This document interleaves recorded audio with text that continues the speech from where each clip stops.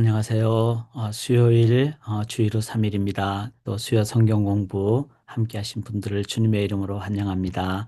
제가 기도하고 우리 함께 시작하도록 하겠습니다. 살아계신 하나님, 오늘도 주께서 아침부터 저녁까지 저희를 인도하여 주심에 감사합니다. 신실하신 하나님을 찬양합니다. 또 약속하시고 반드시 성취하신 하나님을 믿고 이제 말씀 앞으로 나옵니다. 그리고 기도의 무릎으로 나옵니다. 또 주께서 역사하여 주시고 또 하나님 나라 건설로 저희를 인도하여 주실 줄 믿습니다. 이제 각 처소에 주의 성령으로 임재하여 주시옵소서. 온전히 의지하고 믿사오며 살아계신 예수 그리스도의 이름으로 간절히 기도드리옵나이다. 아멘. 예, 우리 찬양을 함께 하도록 하겠습니다. 하나님 한 번도 나를 실망시킨 적 없으시고 그 하나님 의지하며 우리 찬양하겠습니다. 하나님 한 번도 나를 실망시킨 적 없으시고 언제나 공평과 은혜로 나를 지나온 모든 세월들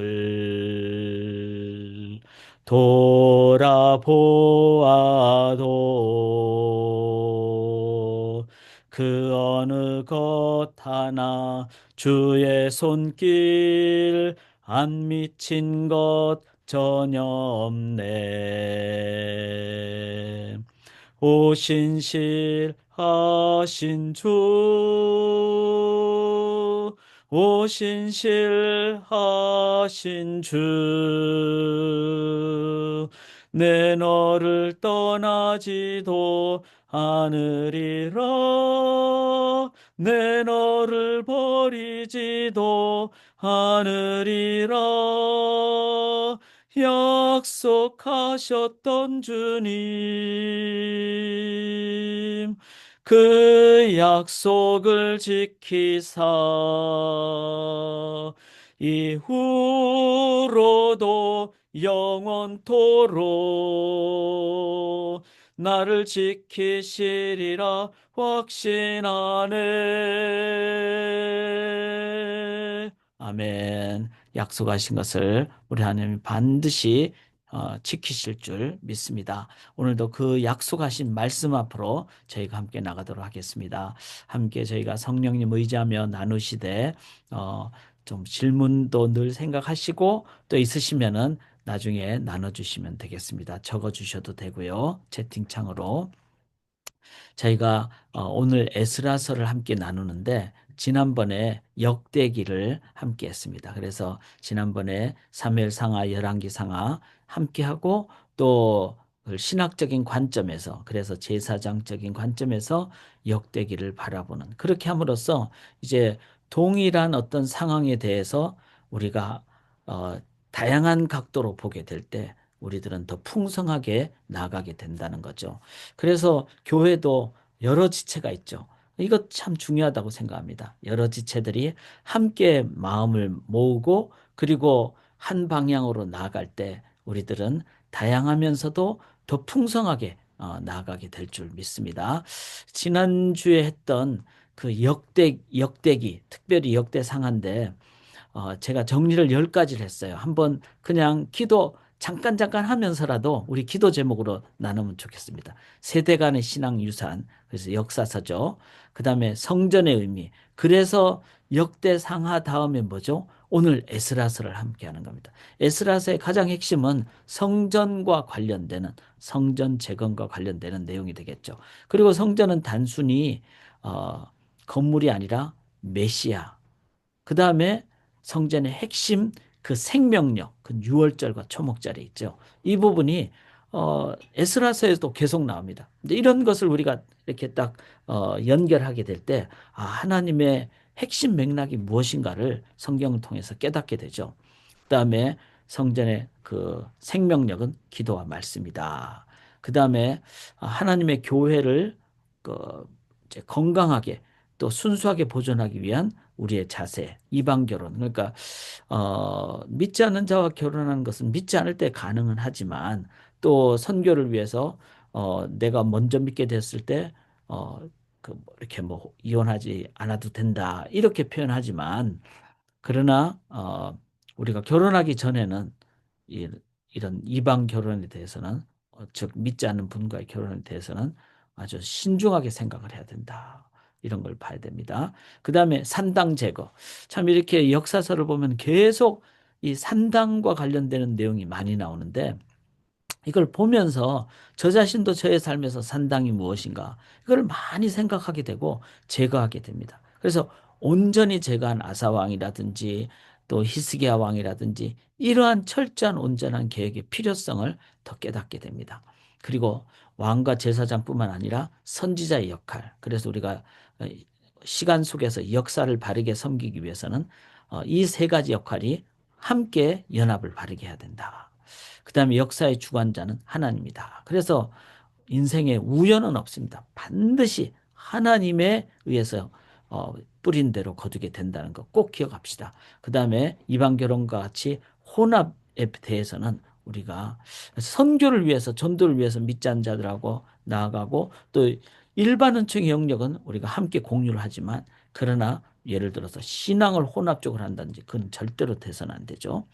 뿐만 아니라 역사는 항상 이 어, 인간이 정점을 이뤘을 때는 교만하기 쉬운 그거에 대한 경각심 우리가 가져야 됩니다. 그 다음에 하나님은 반드시 언약을 성취하신다. 그래서 70년의 바벨론 포로 기간은 70년의 안식년이다. 그게 바로 역대하의 어쩌면 마지막 결론이 되죠. 그 말은 하나님 중심으로 살아야 되고 하나님은 70년의 포로 후에 반드시 다시 회복시키신다. 이걸 기억하면서 우리들의 삶에 하나님 앞에 우리가 참된 회개로 나아갈 때 우리들은 하나님 나라 건설에 아주 강력한 도구가 된다. 이제 이스라엘 백성들은 메시아 올 때까지죠. 이제는 온 열방에 하나님 복음이 전해졌기 때문에 우리가 다 이제 그 후손으로서 온 열방의 사람들이 특별히 예수를 믿는 사람들에 의해서 하나님 나라가 건설된다. 이거를 다시 오실 주님 앞에서 우리가 지금 이 부분을 잘 준비하고 나가야 된다. 자, 이렇게 이제 이렇게 정리를 해보면은 어, 핵심 부분을 늘 역사를 보면서 깨닫게 됩니다. 자, 오늘은 그 중에서도 특별히 이 성전과 관련되는 부분을 에스라서를 통해서 저희가 함께 나누기를 원합니다. 자, 에스라서는요, 어, 이제 그 어, 바벨론 포로에서부터 이제 다시 예루살렘으로 돌아가게 되는데 바벨론 포로가 BC 586년부터 되잖아요. 그러니까 여기 BC 537년은 한 48년 이 정도 기간이 지난 그러니까 아직 70년이 되기 전에 미리 1차 귀환을 고레스 왕을 통해서 스룹바벨로 하여금 가게 합니다. 이 스룹바벨이 갔을 때는 어떻게 되죠? 성전을 먼저 재건을 하죠. 2차 귀환은 458년에 그러니까 537년에서 거의 한 80년 정도 지난 시점이죠. 그러니까 이게 기간이 짧은 기간이 아니에요. 그러니까 586년에서 537년도 거의 48년 뭐 50년 가까이 되고 그 다음에 80년 가까이 되고 이 445년은 이제 586년에 비하면 거의 120년 후가 되는 겁니다. 그러니까 이런 긴 기간을 동안에 저는 이거를 묵상을 하면서 이 중간에 사람들은 다 살았다가 죽고 뭐 이러지 않겠어요? 그리고 또 바벨론으로 갔다가 거기서 안 돌아온 사람도 있고 바벨론에 계속 있는 사람들도 있고. 그러니까 사람들은 한계가 있고 죽음도 있고 어떤 지역의 한계도 있지만 하나님은 이 전체를 다 보시고 전 역사를 보시고 그리고 내가 죽어도 하나님은 계속 역사하신다. 자, 이걸 생각할 때 저는 영생을 이런 걸 통해서도 믿게 되더라고요. 나의 아버지 하나님께서 영원히 살아 계시고 내 죽은 다음에도 살아 계시고 근데 그 하나님 나의 하나님이고 나의 아버지고 나를 위해서 생명을 주신 예수 그리스도 독생자를 주셨다면은 나의 이 땅에서의 삶은 소명의 삶이고 또 육체에 관련된 삶이죠. 육신을 가지고. 그러면은 그걸로 썩어 없어지는 게 아니라 이제 육신은 소명을 다하고 소임을 다해서 썩어 없어지지만 이제 영원하신 하나님 위해서 내 영혼은 그리고 새 몸으로 새 하늘과 새 땅에 삶을 살게 된다. 왜? 통일한 하나님이 나의 하나님이시기 때문에. 이런 역사를 보면서 저는 그런 부분을 강력하게 그래서 1차 때 죽어도 괜찮은 거예요. 왜냐하면 2차에 또 다른 사람을 통해서 하나님이 역사하시니까.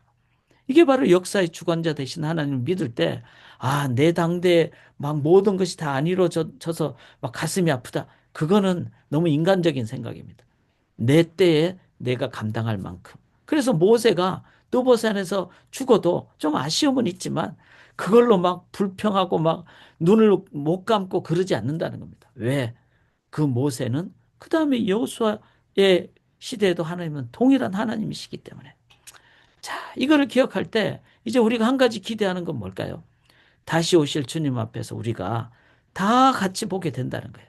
그때 모세도 보게 되고 뭐 다윗 왕도 보게 되고 에스라도 보게 되고 그럴 때 우리는 어떻게 해야 될까요? 내가 사는 동안에 충성과 최선을 다하는 것. 그리고 기쁨으로 그날 볼 수 있도록. 그리고 그러기 위해서는 남은 삶을 내가 어디에 초점을 맞춰야 될까? 이거를 생각하면서 우리들이 매일매일 살아간다면은 우리는 역사의 주관자. 그러니까 내 생애뿐만 아니라 주님 다시 오실 그날을 기억하는 진정한 역사의 주관자 되신 하나님을 믿는 히스토리, 히스 스토리를 믿는 사람들이 된다는 것이죠. 자, 에스라서는요, 모두 10장으로 돼 있어요. 그런데 순서적으로 기록됐지만 중간에 꼭 순서가 기록된 그 내용이 있진 않아요. 어떤 경우는 주제로도 돼 있습니다. 자, 그걸 제가 이제 좀 힌트 삼아 말씀을 드리면서 에스라서는 1장부터 6장까지가 성전 재건. 이때는 소위 말해서 이제 에스라의 어떤 사역보다는 성전 재건의 사역이 더 강하다. 그다음에 에스라는 2차 때 오잖아요. 1차 귀환 때는 누가 오죠? 스룹바벨이 옵니다. 그래서 실은 1차 때는 스룹바벨에 관한 얘기가 많아요. 그리고 2차는 이제 458년 BC 이때는 에스라가 오죠. 이때는 성전이 이제 이미 재건이 됐지만 그렇게 아주 솔로몬 성전하고 비교할 수 없는 그런 거죠. 그런데 건물보다 더 문제가 됐던 거는 에스라 시대 때 이제 성전이 2차로 재건이 된 다음에 제대로 역할을 잘 못했을 때 그때 이제 2차로 에스라가 와서 그래서 제대로 성전의 기능을 하도록 즉 제사와 말씀 이 사역을 에스라가 개혁을 합니다. 자, 그래서 이 부분이 이제 우리가 에스라서를 보면서 좀 생각을 해야 될 부분입니다. 그러니까 외적인 성전 재건도 중요하지만 그 성전이 제대로 생명력 있게 움직이기 위한 것. 그럼 오늘날 저희 교회는 건물은 없지만 건물을 사용은 하잖아요. 그러니까 외적인 건물을 있고 또 어떤 교회 조직도 있고 구조도 있고 이런 가운데 늘 돌아봐야 돼요. 과연 우리 교회는 생명력 있게 움직이는가? 이 부분은 바로 이 에스라의 개혁을 통해서 저희가 배울 수 있다는 거죠. 그것이 올바른 성전의 개념이다. 그래서 에스라서의 주제는 교회는 어떤 곳인가? 이 성전을 재건했다는 것은 성막이 성전이 되고 성전이 나중에 예수님이 되고 예수님이 너희가 하나님의 성전인 것과 하나님의 성령이 너희 안에 거하시는 것을 알지 못하느냐. 그래서 개인 성도님들의 삶이 성전이고 또 뭐 에서보드 사빌라 이렇게 에베소 서머나 버가모 이런 교회들도 다 교회들이라면은 진정한 교회의 성경적인 의미는 무엇인가? 이거를 보는 것이 에스라를 통해서 우리가 함께 볼 수 있다는 것입니다. 자, 이제 이런 서론을 하고 에스라서를 함께 좀 보시겠습니다. 제가 이제 화면 공유를 안 하고 이제 카메라로 할 텐데 한번 성경을 가져와서 저와 함께 살펴보시면 좋겠습니다. 자, 에스라서 각자 성경을 가지고 보시면 좋은데요. 1장 1절을 한번 보시기 바랍니다. 1장 1절. 어, 1장 1절에 바사왕 고레스 원년에 이렇게 나옵니다. 이제 페르시아죠. 바사왕 고레스 원년. 이때는 말씀드렸듯이 1차 귀환 때인 538년 혹은 537년을 얘기합니다. 자, 이때 1차 귀환 때, 는 언제죠? BC 586년에 비하면 거의 48년 정도가 지난. 그런데 그때, 즉 48년 정도가 지난 때 여호와께서 예레미야의 입을 통하여 하신 말씀을 이루게 하시려고. 예레미야는 어떻죠? 대선지자가 이사야, 예레미야, 에스겔, 다니엘이잖아요. 이 네 명 중에 이사야, 예레미야는 포로전의 선지자예요. 그러니까 포로전의 선지자의 예레미야는 BC 앨리스트 586년 전이니까 이는 대충 생각한다면은 적어도 50년 전에 하나님이 말씀하신 예레미야를 통해서 말씀하신 것을 하나님은 이루게 하신다. 우리가 말이 50년이지 50년은 짧은 기간이 아닙니다. 긴 기간이에요. 50년 전을 여러분 기억하시나요? 뭐 10년 전, 20년 전은 기억하는데 30년 전도 기억되는 것 같아요. 한 세대. 근데 50년 전 그러면은 뭐 잘 기억이 쉽게 나지는 않은 것 같아요. 그런데 하나님은 예레미야의 입을 통해 하신 말씀을 이루게 하시려고. 그래서 하나님은 이런 긴 기간이지만 반드시 약속하신 것을 반드시 성취하신다. 자, 이걸 볼 때 다시 오실 주님이 언제인지 모른다 그랬잖아요. 그렇다면 우리가 다시 오실 주님 앞에 제대로 서기 위해서 반드시 오시니까 이 주님을 생각하면서 우리는 계속 말씀 붙잡고 나가야 돼요. 리멤버해야 돼요. 기억해야 돼요. 왜? 하나님은 말씀대로 약속을 성취하시기 때문에. 자, 여기서 예레미야는 고레스 왕과는 관련이 없어요. 그런데 예레미야를 통해서 말씀하시지만 바사왕 고레스를 사용하셔서 역사하시는 거죠. 자, 근데 여기서 고레스와 함께 했던 선지자가 있어요. 누굴까요? 무려 4명의 왕을 섬겼던 다니엘입니다. 그래서 다니엘은 고레스의 관료였어요.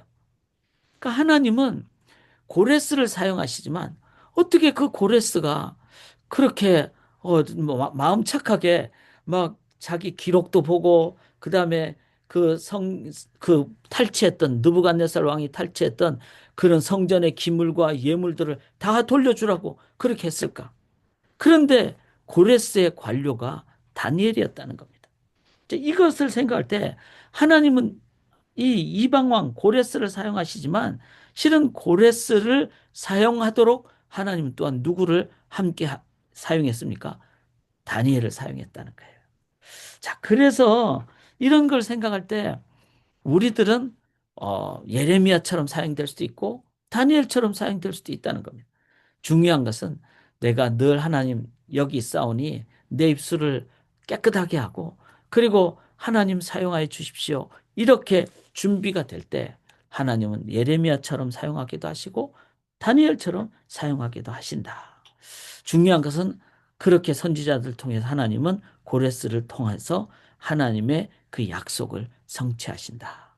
이거를 기억하면서 약속 성취 하나님을 우리가 기억하고 말씀 앞으로 나가기를 원합니다. 자, 1장 5절을 보시면요. 이런 고레스를 통해서 뭘 이제 이룩하시는가 하면 1장 5절에 이에 유다와 베냐민 족장들과 제사장들과 레위 사람들과 그 마음이 하나님께 감동을 받고 올라가서 예루살렘에 여호와의 무엇을 성전을 건축하고자 하는 자가 다 일어났다. 자, 고레스가 자, 너네들 마음대로 가라. 한 BC 이제 한 48년 정도 지난 다음에 그런데 누가 가는가 하면은 성전을 건축하고자 하는 자들. 즉 이거는 뭐죠? 하나님의 뜻. 하나님은 이 예루살렘 성전을 재건함으로 그 성전을 통해서 메시아를 오시도록 준비되는. 그리고 메시아의 가장 핵심은 바로 유월절이잖아요. 그리고 유월절은 바로 무엇입니까? 그 바로 번제, 십자가 예수를 얘기하죠.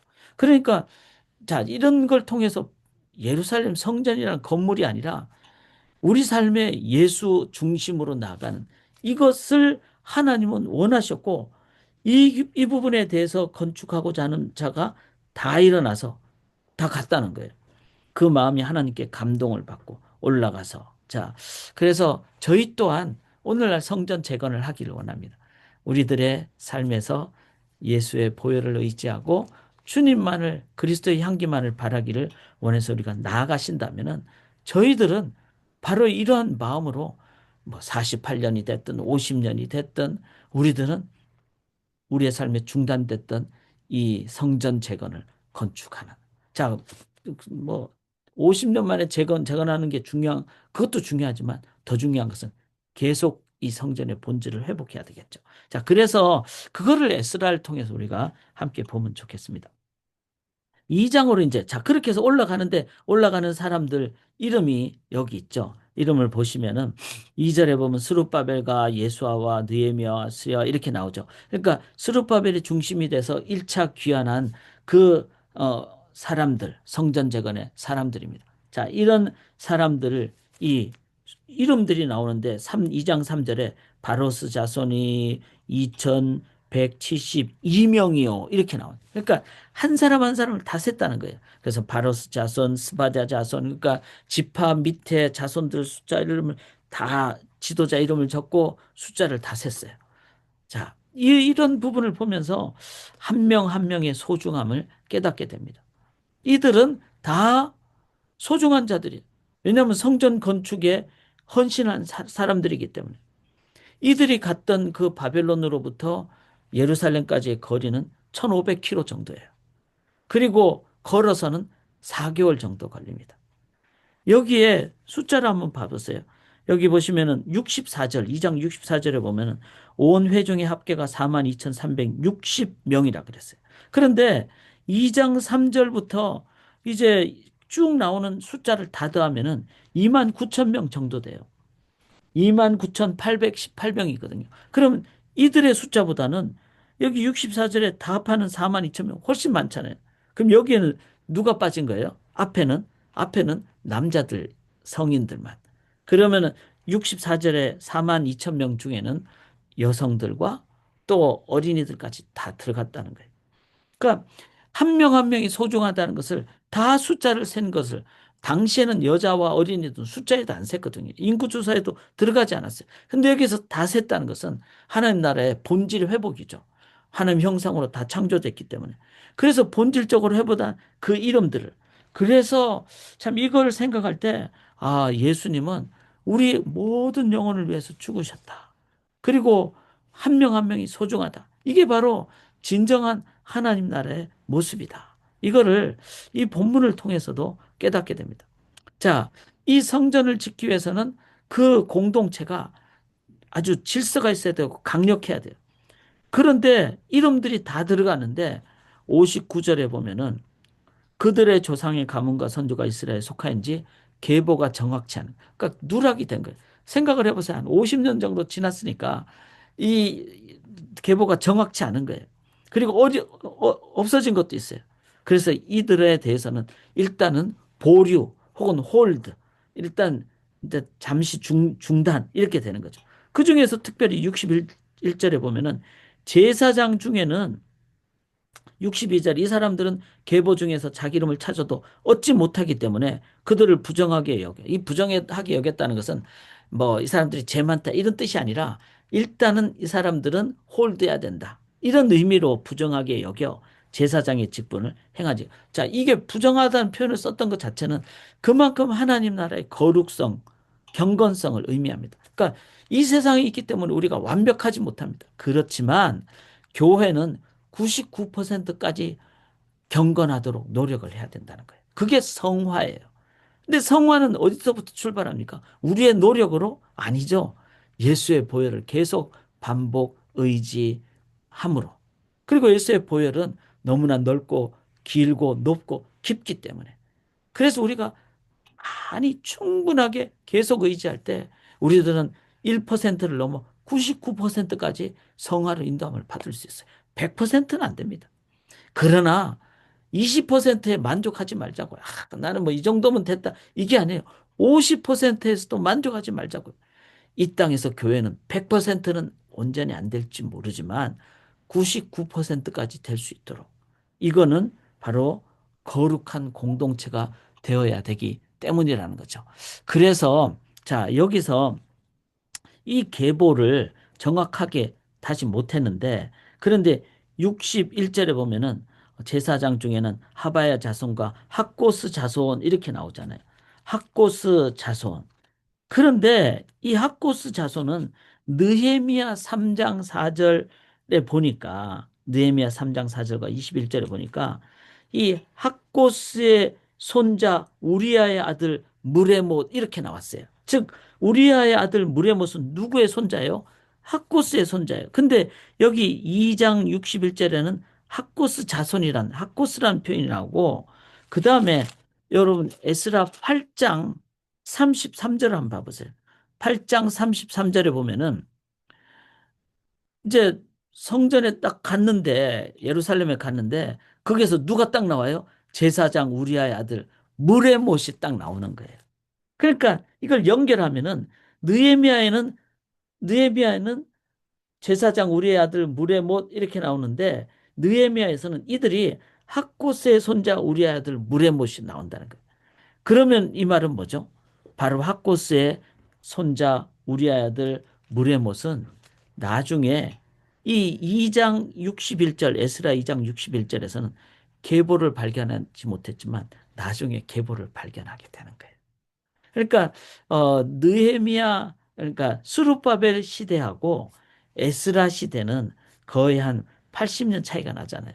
그 80년 사이에 에스라가 나중에 다 올라가 보니까 이제 그게 그 족보, 계보를 발견을 한 상황이 된 거죠. 그러니까 직무를 감당하게 되는 거죠.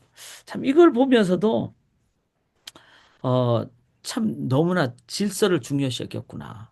또 이런 행정적인 것도 철저하게 했구나. 왜? 하나님 나라가 함부로 하면 안 되기 때문에. 그래서 참 목회자로서 교회를 보면서 저희가 모든 거 뭐 그냥 쉽게 합시다. 그렇게 하면 안 되죠. 물론 우리가 융통성을 발휘해야 될 때는 해야 됩니다. 그렇지만 규모도 있어야 되고 질서도 있어야 되고 정확성도 있어야 되고 이런 부분을 총체적으로 왜? 이 하나님 나라를 감당하는 공동체는 이런 면에서 참 질서가 있어야 된다. 이런 부분을 한 번 더 깨닫게 됩니다. 자, 그래서 이제 온 회중의 학계가 4만 명이 넘다는 것도 참 이 부분도 저희가 생각을 하게 됩니다. 자, 이렇게 해서 이제 짐승의 숫자, 기물 뭐 전부 다 해가지고 이제 이 스룹바벨 시대 때 귀환을 하게 되는 그런 상황이 됩니다. 자, 그래서 이제 4개월을 가가지고 이 3장으로 넘어가 보겠습니다. 이스라엘 자손이 각자의 성읍에 살았더니 자, 돌아갔어요.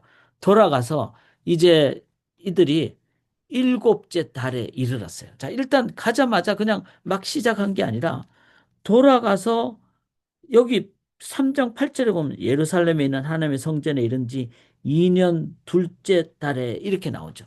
그러니까 막 가자마자 한 게 아니라 가서 먼저 정비도 하고 정착도 하고 이렇게 했는데 그 첫 번째 작업이 바로 3장 1절에 일곱째 달에 이르러 일제히 예루살렘에 모였습니다. 자, 일곱째 달은 어떤 달이죠? 일곱째 달은 나팔절이 있는 달이고 대속죄 있는 달입니다. 즉 이스라엘인들은 7월을 정월 새해로 여겼습니다.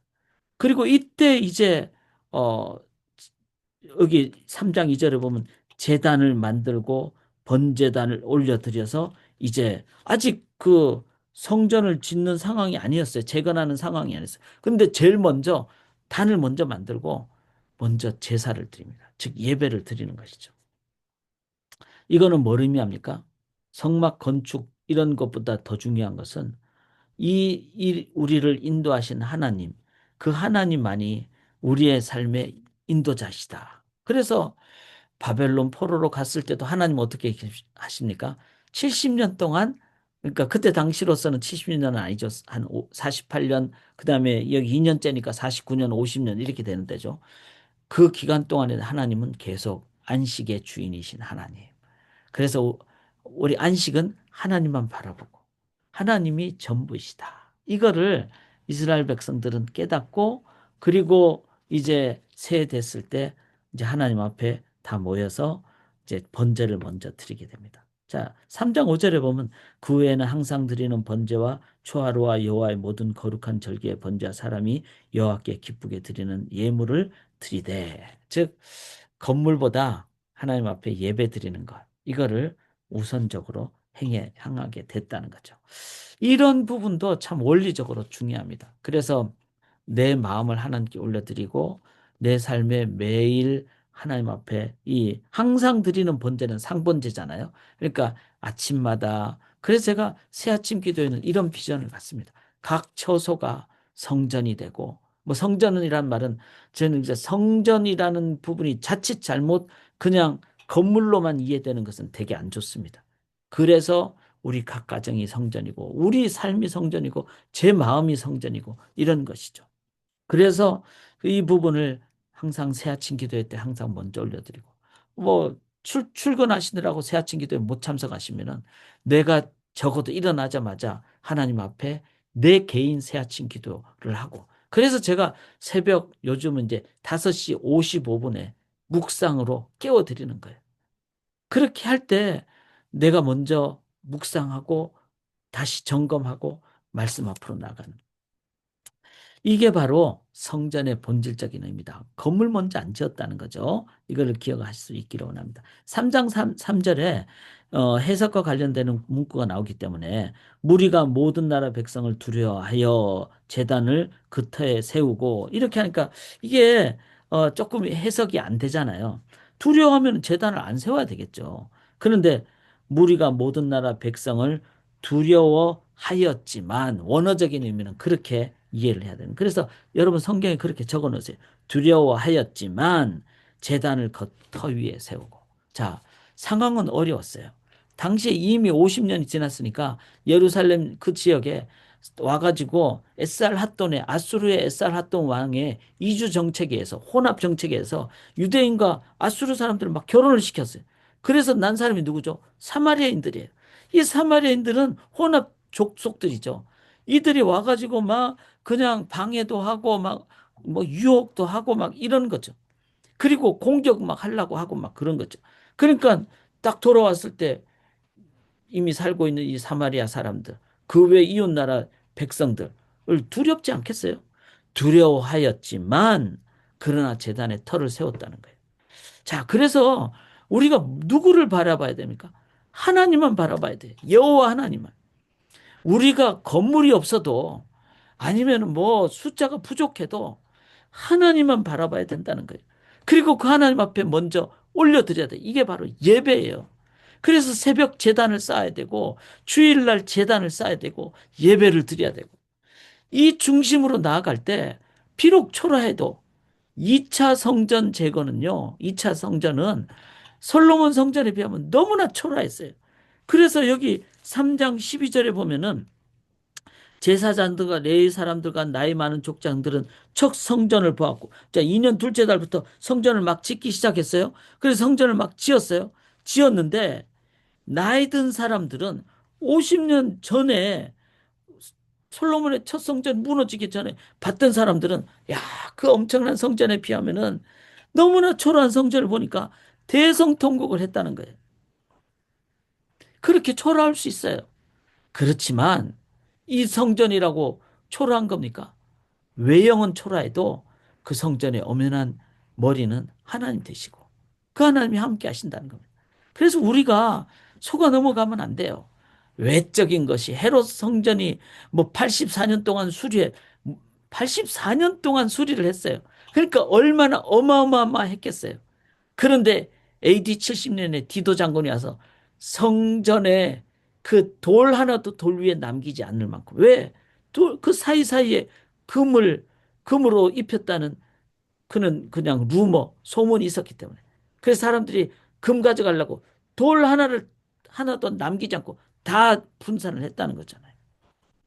그러니까 우리가 속아 넘어가면 안 됩니다. 외적으로 화려하거나 숫자가 뭐 5천 명이 모이거나 아무리 5천 명이 모이도 그 다음날 예수님이 내가 산떡이다. 나는 떡 안 준다. 기복신앙자들 향해서 나는 떡 안 준다. 그러니까 다 가버렸어요. 몇 명 남았죠? 12명 남았어요. 그러나 예수님은 눈 하나 깜짝하지 않습니다. 진심을 보시는 거예요. 중심을 보시는 거예요. 그 중심에 하나님을 향한 자들이 있을 때 5천 대 12명은 너무나 차이가 많잖아요. 그러나 예수님은 하나도 흔들리지 않습니다. 왜? 중심에 하나님을 섬기는 자들이 12명 숫자가 작아도 그들을 통해서 제자를 훈련을 시키고 그들이 사도가 되고 그들이 전 세계에 가서 교회 세우는 사도들이 됐다는 거예요. 핵심이 중요하고 본질이 중요하고 중심이 중요하고 진심이 중요한 것입니다. 자, 그래서 이것을 우리가 기억하면서 자, 다시 3장 4절로 되면은 이제 7월 달에 모였으니까 7월 달에 무슨 절기죠? 초막절이라는 거예요. 이 초막절은 며칠 동안 지킬까요? 초막절은 초막절은 7일이 아니라 8일입니다. 왜 8일이죠? 초막절은 수장절이라 그래요. 그래서 천국의 영원한 하나님 나라의 곳간에 쌓아둔다는 것을 의미하죠. 초막의 의미도 있지만 수장절은 영원한 하나님 나라. 그래서 7일 지키고 8일째는 영원수예요. 즉 성전의 가장 핵심적인 의미 중에 하나가 뭔가 하면은 우리가 지성소의 영광의 예배잖아요. 지성소는 영광이잖아요. 그 영광은 새하늘과 새 땅의 영광을 미리 맛보는 거예요. 그래서 우리들이 주일 예배 때 영광의 임재를 체험하면은 여기는 세상의 가방끈이 길고 짧음에 관계없이 세상의 어떤 외모에 관계없이 우리는 세상과 나는 관계도 없고 하나님만 보이는 그 영광을 체험할 때 새하늘과 새 땅은 이런 곳이구나. 이거를 성령을 통해서 모든 성도들이 체험을 미리 하는 거예요. 새하늘과 새 땅의 영광을 미리 체험하는 거예요. 그래서 주일 예배가 너무나 중요하다는 겁니다. 그래서 이 초막절을 이스라엘 하나님께서는 7월 달에 지키게 하심으로 영원한 영생을 하나님 나라를 미리 체험하는. 자, 그만큼 우리가 주일 예배 성전이 중요하다는 것을 꼭 기억할 수 있기를 원합니다. 자, 다시 이제 3장 5절에 보면 번제와 초하루는 월삭을 얘기하잖아요. 이 말은 뭐죠? 오늘날로 얘기하면 찬양과 기도의 밤이에요. 저 목회자로서 성경의 원리 없이 교회를 운영하고 싶지는 않아요. 그건 잘못된 거잖아요. 그러면은 상번제는 새아침 기도회다. 오늘날 새벽 기도 안 드리는 교회들이 많아요. 다 이해돼요. 또 그럴 수도 있어요. 그리고 뭐 숫자가 많지 않을 수도 있어요. 옛날처럼 같지는 않으니까. 그러나 개인적으로 드리든 같이 드리든 저는 같이 드리는 건 의미가 있다고 생각해요. 왜냐하면 우리가 서로 격려하고 공동체이기 때문에. 그래서 원리적으로는 새아침 기도회가 중요하고 또 한 달에 한 번 찬양과 기도회 밤 이 부분이 중요하다. 이걸 우리가 기억할 수 있기를 원합니다. 자, 이제 아까 전 말씀드린 3장 12절에 보면은 대성통곡은 누가 했죠? 50년 전에 솔로몬의 성전을 봤던 사람들은 너무 초라하니까. 근데 그 잘못된 거죠. 물론 마음은 이해를 해요. 그렇지만 하나님 중심으로 보면은 기뻐야죠. 근데 이제 이 분들은 이제 옛날을 봤기 때문에. 그런데 3장 12절에 보면 슬퍼하지만은 않았어요. 여러 사람은 기쁨으로 크게 함성을 지르다 그랬어요. 그러니까 젊은 사람들이 있겠죠. 이 사람들. 아니면 또 중심으로 하나님을 봤던 사람들. 이런 사람들. 그래서 교회 안에 이 13절에 보면은 즐거이 부르는 소리와 통곡하는 소리를 백성들이 분간하지 못하더라. 막 이렇게 들리는데 어떤 사람들은 너무 좋아하고 어떤 사람들은 막 울고 이게 어떤 의미에서는 교회의 모습이라는 거예요. 교회가 어떤 사람은 신앙이 좀 많아서 깊어서 이걸 기쁘게 생각하는 사람도 있고 또 어떤 젊은 사람들은 그냥 그거 보고 그냥 하하 그리고 그럴 수도 있고 나이 든 사람은 참 그동안 포로 기간을 생각하니까 눈물도 나고 또 옛날 솔로몬 성전을 생각하니까 또 막 가슴도 아프고 이게 세대가 다르고 또 상황이 다르고 또 각자의 어떤 신앙 어떤 수준이 달랐을 때 이렇게 차이가 있다는 거예요. 이게 공존의 교회라는 거예요. 그래서 이럴 때 어떻게 해야 될까요? 바로 이 공동체는 교회, 지상의 교회 공동체는 이렇게 다를 수가 있다. 다양할 수가 있다. 그렇다면 우리가 가져야 될 자세는 뭘까요?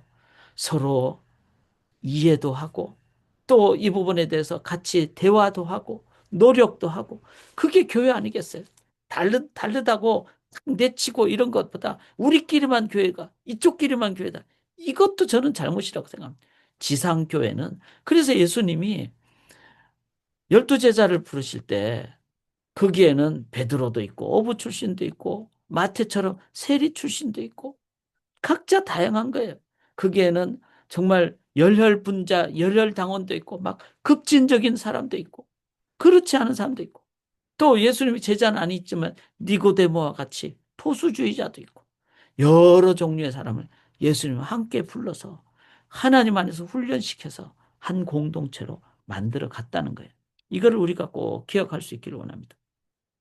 자, 이렇게 해서 이제 성전을 지었는데 지금 4장으로 넘어갈게요.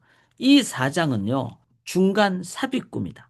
왜 중간 삽입구인가 하면은 이때 이제 어 성전 짓는 상황에서 재건하는 상황에서 사람들이 막 이제 유혹을 해오거나 공격을 해오잖아요. 방해를 해오잖아요.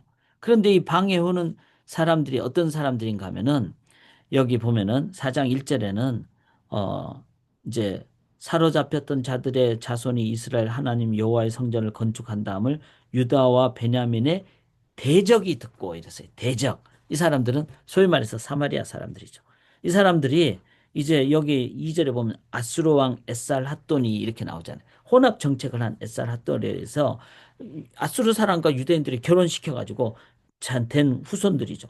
이들이 어떡하죠? 아, 이 사람들이 건축하면은 우리가 좀 같이 있어야지 우리가 좀 어려움을 덜 겪겠구나. 그래서 우리도 건축하는데 동참하게 해달라. 그러니까 혼합 정책은 뭐죠? 나중에 우상이 들어오거나 이방 신이 들어오거나 이렇게 되죠. 그래서 수룹바벨과 이 사람들은 어떻게 합니까? 4장 3절에 나는 너희들과 함께 한다. 홀로 한다. 이렇게 했어요. 자, 반대를 하고 거절을 하니까 이때부터 4절에 보면은 방해하고 그다음에 고레스 시대부터 다리오 즉위할 때까지 뇌물을 주어 계획을 막고 예루살렘 주민을 고발하는 이런 일을 행하게 된다는 겁니다. 자, 이 6절까지 딱 하고 그다음에 24절 봐보세요. 4장 24절. 이에 예루살렘에서 하나님의 성전 공사가 바사왕 다리오 2년까지. 다리오 왕은 언제 사람이에요? BC 520년의 사람이에요. 그러니까 이제 그 약 16년 정도의 기간 동안 중단이 된 상황을 얘기해요. 그런데 4장 7절에 사스다 왕이라는 사람이 딱 나와요. 이 왕은 4장이 아니라 7장에도 나오거든요. 그러면 4장의 이 아닥사스다와 7장의 아닥사스다는 동일한 인물일까요? 다른 인물일까요? 4장이 나오고 7장이 나오니까 이게 이제 시간적인 순서로 기록됐다고 생각하면 아, 4장의 아닥사스다 왕은 아닥사스다 뭐 예를 들어서 1세고 7장의 아닥사스다 왕은 2세다. 이렇게 이해하는 게 맞잖아요. 저도 성경을 보면서 아, 이게 4장에도 나오고 7장에 나오면 앞에 아닥사스다 왕은 전임 왕이고 왜냐하면 왕 이름이 동명이인이 많으니까 그렇게 생각을 했는데, 그러니까 성경을 읽으면서 좀 이렇게 질문을 가지고 읽는 게 필요하다는 거예요. 여기서 이제 제가 좀 살펴보니까 4장 7절에 나오는 아닥사스다 왕이나 7장에 나오는 아닥사스다 왕이 동일 인물이에요. 그리고 이거는 4장은 역사적 시점을 얘기한 게 아니라 순서적으로 얘기한 게 아니라 주제적으로 방해꾼들을 얘기한 거예요. 그러니까 동일한 아닥사스다 왕이 이때는 이 얘기를 들어요. 그러니까 그 다른 막 성전 재건이나 에스라의 어떤 그 통해서 이스라엘 백성들이 이제 막 그 예루살렘에 가가지고 그다음에 성곽이잖아요. 성곽. 그러니까 그 전에 성전이 건축됐지만 재건됐지만 성벽을 재건하려고 하는 것에 대해서 막 방해하는 사람들의 입장에서 막 아닥사스다 왕에게 사람들이 막 얘기를 하는 거죠. 저렇게 이제 성벽을 건축을 하면은 세금도 안 낼 것이고 자기들끼리 잘 살 거니까 아닥사스다 왕이 어쩌고 막으십시오. 이때 아닥사스다가 분별력을 잃고 그냥 그래 그러면 막아야 되겠다 하고 딱 막았다는 거예요. 동일한 아닥사스다지만 어떤 때는 이렇게 분별력을 잃고 나중에 7장에 가면은 에스라에게는 좋은 얘기를 해주는 그런 왕이 돼요. 참 이것도 이제 재밌는 한 부분이죠. 사람이 어떤 때는 잘하다가 어떤 때는 부족한 부분도 있고 이렇다는 것도 우리가 생각을 해야 된다. 이거를 생각하면서 일단 4장에서 방해가 있는 것은 어 이제 사마리아 사람들 그다음에 아닥사스다 왕 때도 그렇게 있었다. 그러나 16년이 중단됐던 나중에 에스라 때 성벽 건축에 방해가 있었던 하나님은 시간이 지나서 잊어버린 게 아니라 반드시 회복시키신다. 이거를 우리가 기억을 해야 됩니다. 그럼 우리의 삶에도 하나님 나라 위해서 사역을 할 때 방해가 있을 수 있다는 거예요. 여러 가지 종류의 내면의 방해, 외적인 방해, 관계적인 방해. 그럴 때 어떻게 해야 될까요? 우리들은 인내하고 기다려야 돼요. 꿋꿋이 그 자리에 서 있어야 돼요. 그리고 16년이지만 말씀 붙잡고 우리가 지금 중단한 게 뭘까? 다시 시작해야 될 게 뭘까? 이거를 늘 돌아봐야 돼요. 그러니까 본질을 붙잡아야 되고 중단된 거를 다시 시작하는. 그러면 이제 우리의 삶에서 또 우리에게 주어진 사역 중에서 중단된 게 뭘까? 한번 늘 돌아봐야 됩니다. 혹시 제자 훈련이 중단됐는가? 아니면 선교가 중단이 됐는가? 이런 부분들을. 그래서 그것도 묵상을 우리가 해야 됩니다. 근데 중요한 것은 본질적인 건 성전의 본질이잖아요. 그러면은 내 삶에 거룩한 성전 회복이 중단됐는가? 너무나 세속화되지 않은가 이런 건 이제 보도록 하십시다. 자, 5장으로 넘어가겠습니다. 5장 오늘 에스라를 다 하지는 못합니다. 다음 주에 에스라하고 학계를 하도록 할게요. 자, 5장을 보면요. 1절에 선지자 학계와 이도의 손자 스가랴가 이렇게 얘기를 합니다. 자, 이제 성전 건축을 16년 만에 다시 시작을 하는데 누가 얘기를 하죠?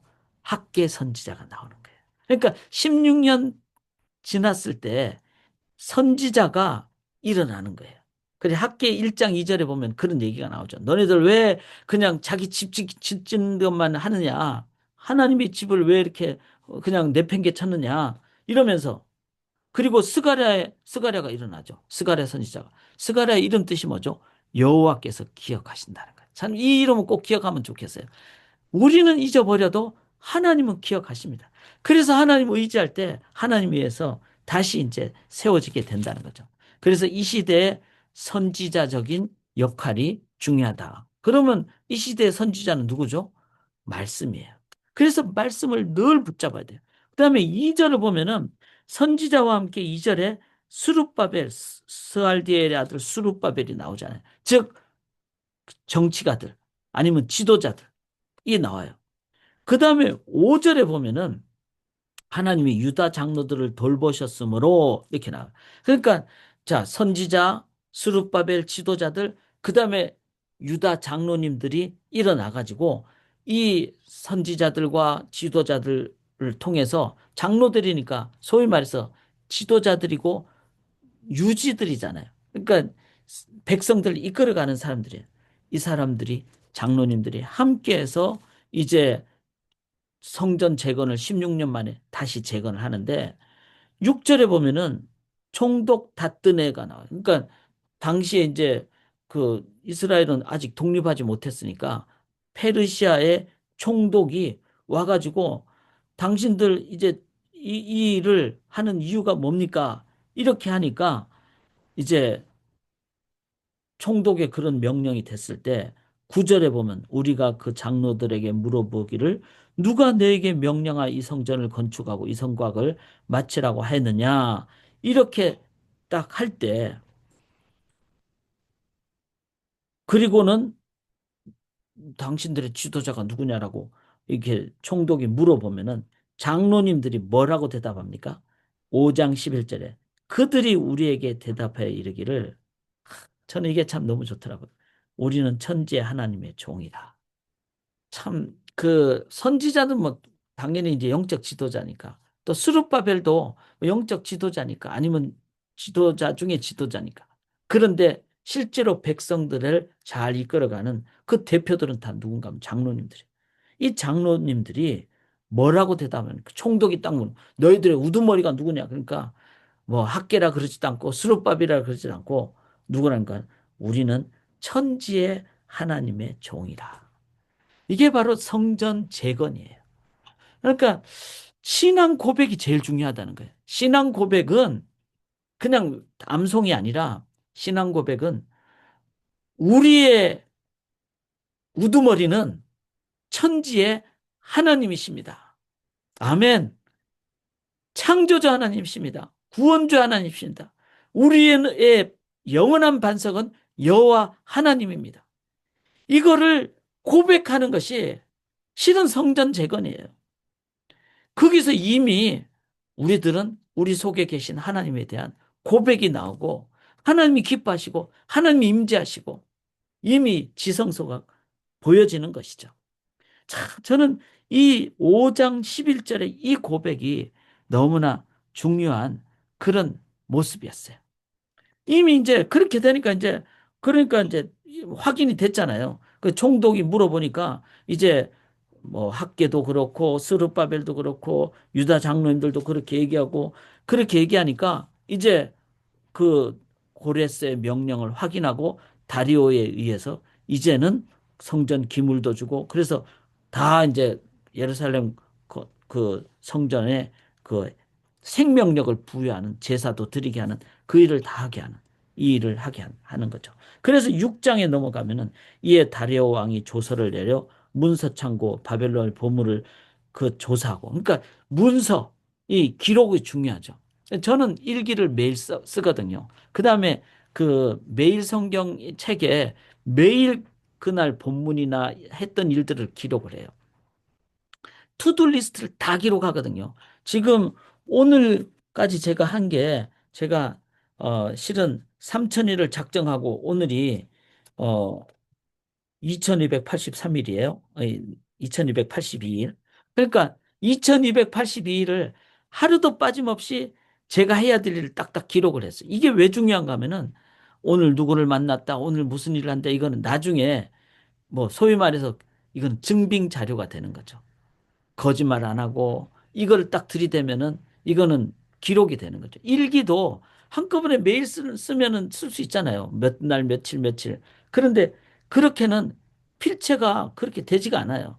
근데 매일매일 적는 거는 필체가 좀씩 다르고 뭐 이 다르잖아요. 그거는 증빙 자료가 된답니다. 자, 그래서 이제 기록이 중요하다는 거예요. 그래서 예수 믿는 사람들은 이런 부분도 중요해요. 그래서 다리오가 소위 말해서 고레스의 문서를 딱 보니까, 아, 이건 해야 되겠구나. 그래서 이제 출발할 수가 있다는 거죠.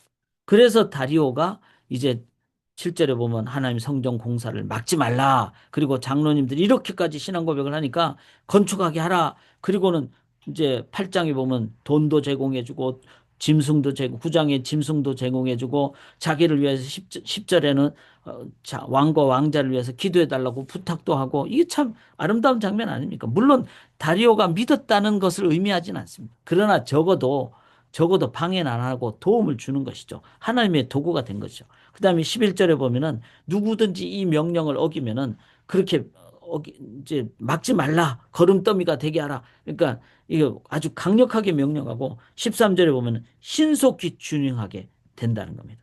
자, 이제 오늘 본문을 이제 마감을 하도록 할게요. 이렇게 했을 때 이 14절에 유다 사람의 장로들이 선지자 학계와 이도의 손자 스가랴의 권면을 따랐으므로 성전 건축하는 일이 형통하게 됐다는 거예요. 형통하게 다 하나님 합력하여 선을 이루고. 자, 이게 이제 중단이 됐지만 다시 되는 것은 합력하여 선을 이뤘죠. 연합작전으로. 선지자들의 또 스룹바벨 같은 지도자들의 또 유다 장로님들의 신앙 고백적인 모습을 통해서 그 다음에 문서 기록을 통해서 다리오를 통해서 하나님이 전체적으로 주관해서 이제 딱 성전 재건을 하는 중단됐던 거를. 그래서 6장 19절 한번 보세요. 사로잡혔던 자의 자손이 첫째 달 14일에 유월절을 지키다. 자, 그전에는 16년 전에는 이제 7월 달에 초막절을 지키 시작한 그렇게 시작을 하고 10년 후에는 이제 성전을 다 완성한 다음에는 시작은 초막절부터 시작하지만 7월 달에 시작하지만 완성한 다음에 첫 번째로 지키는 절기가 뭐죠? 6월절이라는 거예요. 6월절. 왜 그렇죠? 성전의 출발은 십자가의 보혈이기 때문에. 그리고 이걸 보혈로 이끌으신 분은 여호와 하나님이시다. 반석 되신 하나님이시다. 이거를 6월절을 다 지키고 하면 6월절은 며칠 동안 지키죠? 6월절은 며칠이 아닙니다. 그냥 6월절 하루예요. 하루가 아니라 그 시점이에요. 그리고 6월절부터 시작하는 7일이 뭐죠? 무교절입니다. 그래서 6월절을 다 이렇게 16년 동안 중단했다가 지키게 되니까 이제 오늘 결론 구절인 6장 22절에 즐거움으로 너무나 즐거운 거예요. 여호와 하나님이 십자가의 보혈 우리를 죄값을 다 치러 주셨고 그리고 6월절 때문에 우리가 바로왕 장자도 죽었지만 우리들은 안 죽고 나왔다. 그거를 기억하니까 감사죠. 담대하죠. 그 즐거움으로 22절에 1회 동안 무교절을 지켜요. 그러니까 신앙은 이렇게 하는 거예요. 신앙생활은 즐겁게 하는 거예요. 그래서 막 외적인 거 막 너무 따지지 말고 순수하게 본질을 가지면은 기뻐요. 그래서 6월절이 7일 동안 지키는 무교절이 되고 그래서 이는 여호와께서 그들을 즐겁게 하시고 또 아수르 왕의 마음을 그들에게 돌려 이스라엘 하나님이신 하나님 성전 건축하는 손을 힘있게 하도록 그래서 즐겁고 하나님의 손을 힘입으니까 강력하게 하고 이렇게 나아가는 것이 진정한 우리 성도님들의 신앙생활이다. 신앙은 성전 재건이다. 성전 재건은 바로 영원한 하나님 나라를 이 땅에서 맛보는 것이다. 성전 재건은 6월절부터 시작한다. 성전 재건은 내 마음 안에 있는 것이다. 성전 재건은 신앙 고백부터 시작한다. 이거를 기억하시면서 이제 오늘 마무리를 제가 하도록 하겠습니다. 자, 오늘 정리를 한번 보시죠. 어, 오늘 정리를 어, 이제 이렇게 한번 보시면 되겠습니다. 하나님은 반드시 약속하신 것을 성취하십니다. 산 소망을 가지십시다. 그래서 그게 50년이 되든 70년이 되든 두 번째, 하나님은 이 시대에도 성전의 본질, 그는 뭐죠? 옛날에는 성막이고 그 다음에는 성전이었고 그 다음에는 교회고 우리 성도님들의 개인이 성전이라 그랬고 두세 사람이 모인 곳에 함께 한다 그랬습니다. 그래서 바로 성전 혹은 교회를 통해 하나님 나라 건설 그리고 한 나라를 보여주는 예시하는 가장 중요한 기관이다. 그래서 가정이 교회가 되는 게 제일 중요합니다. 개인이 성전이 되는 게 제일 중요합니다. 그 다음에 하나님은 선지자들이든 왕들이든 지도자들이든 장로들이든 개인들이든 그게 한 명 한 명이 다 들어갔잖아요. 모든 종류, 여러 종류의 사람들을 통해서 역사하신다. 그래서 교회는요, 한 영혼 한 영혼을 다 소중하게 여기게 됩니다. 그 다음에 성전은 건물이 아니라 이러한 하나님께 올려드리는 그 절기, 제사, 즉 예배죠. 그 6월절은 예수님의 보혈을 생각하고 그 다음에 무교절은 그 보혈을 계속해서 일주일 동안 기억하고 그 다음에 이제 그 우리들이 맥추절이라 그러잖아요. 성령 강림절도 기억하고 그다음에 초막절은 우리들은 수장절에 해당하는 거니까 영원한 하나님 나라를 기억하고 또 매일 상번제 또 하루에 한 달의 첫날 즉 월삭은 오늘날에 한 달의 첫날 첫달 그 달의 어떤 첫 찬양과 기도의 밤처럼 이렇게 저희들이 일주일, 1년 내내 주님 중심으로 하나님 중심으로 예배로 나가는 것.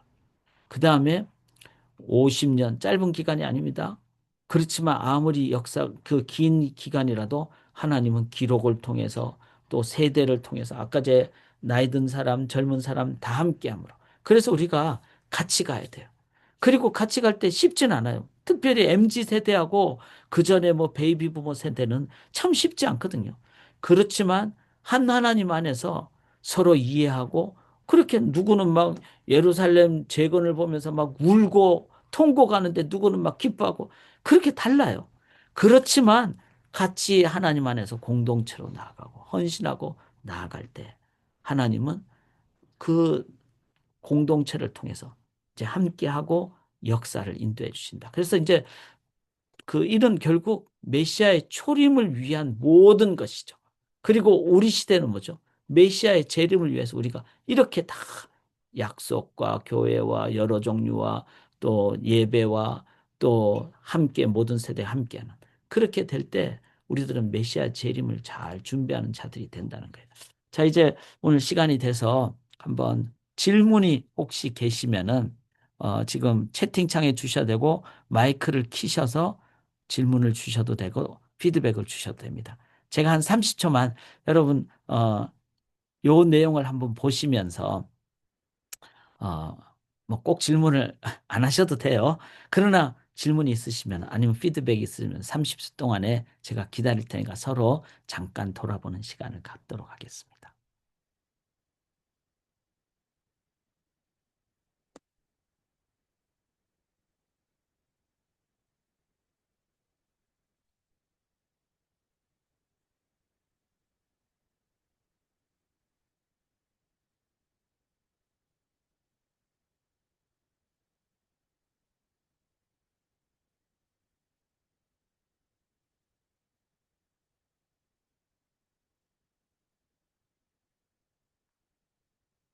네, 한번 개인적으로 정리하신 시간이 되셨으리라 생각하고요.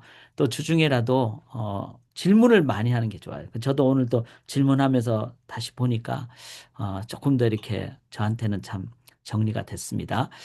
다음 주는 이제 7장부터 에스라 7장부터 그 다음에 저희가 매일 성경을 학개설을 하거든요. 그래서 이제 에스라 남은 부분이 참 중요하거든요. 그 다음에 학개설을 함께 나누도록 하겠습니다. 이제 제가 마무리 기도하는데요. 여기 그림 보시듯이 우리는 성전입니다. 우리의 몸이, 우리의 삶이 성전이라 그랬습니다. 그리고 이 몸은, 그리스도의 몸은 여러 지체로 되어 있습니다. 그래서 주님의 몸된 교회가 바르게 세워지고, 본질적으로 세워지고, 순수하게 세워지도록, 그리고 어떤 상황에서도 주님 바라봄으로 소망 가운데 담대하게 나아가는 우리 교회가 되기를 주님의 이름으로 간절히 기원합니다.